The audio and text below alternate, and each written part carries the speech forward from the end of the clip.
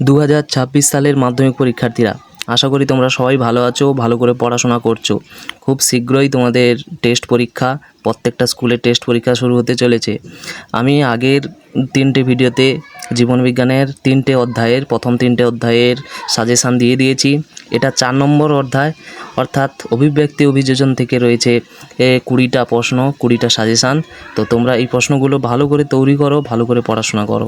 চলো আমি একটা একটা বলছি, তোমরা সেগুলো নোট করে নাও বা স্ক্রিনশট করে তোমরা প্রশ্নগুলোকে তৈরি করো। অভিব্যক্তি অভিযোজন থেকে যে প্রশ্নগুলো রয়েছে, প্রথম প্রশ্নে আছে অভিব্যক্তির মূল ঘটনা বলি রেখাচিত্রের মাধ্যমে লেখো। 2 নম্বর প্রশ্ন আছে কোয়াসার্ভেট ও মাইক্রোস্ফিয়ারের পার্থক্য লেখো। 3 নম্বর প্রশ্নে জিরাফের লম্বা গলা সৃষ্টিতে ল্যামার্ক ও ডারউইনের মত পার্থক্য লেখো। 4 নম্বর প্রশ্নতে অর্জিত গুণের বংশানুসরণ মতবাদটি ব্যাখ্যা করো।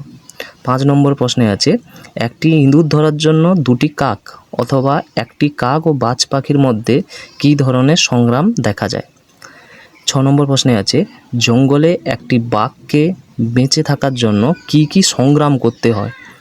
7 নম্বর প্রশ্নে আছে হৃৎপিণ্ডের তুলনামূলক সাদৃশ্য কিভাবে অভিব্যক্তিকে ব্যাখ্যা করে।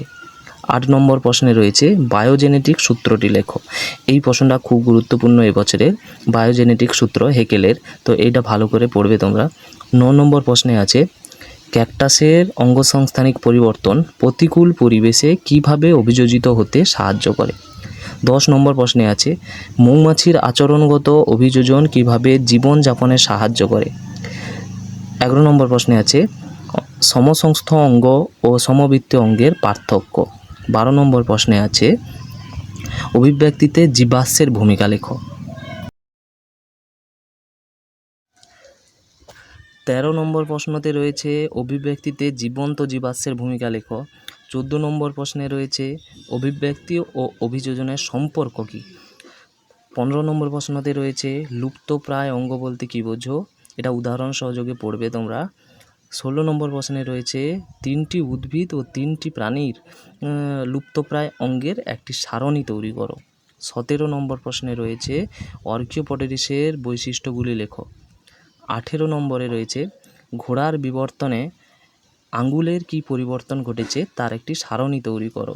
19 নম্বর প্রশ্নে রয়েছে জার্ম প্লাজম মতবাদটি ব্যাখ্যা করো। লাস্ট প্রশ্ন 20 নম্বর প্রশ্ন রয়েছে খেচর অভিযোজনে পায়রার বায়ুথলির কাজগুলি লেখো। এটাও একটা গুরুত্বপূর্ণ প্রশ্ন, ভালো করে তৈরি করো। তো এই ছিল এই চ্যাপ্টার থেকে 20টা প্রশ্ন সাজেশান।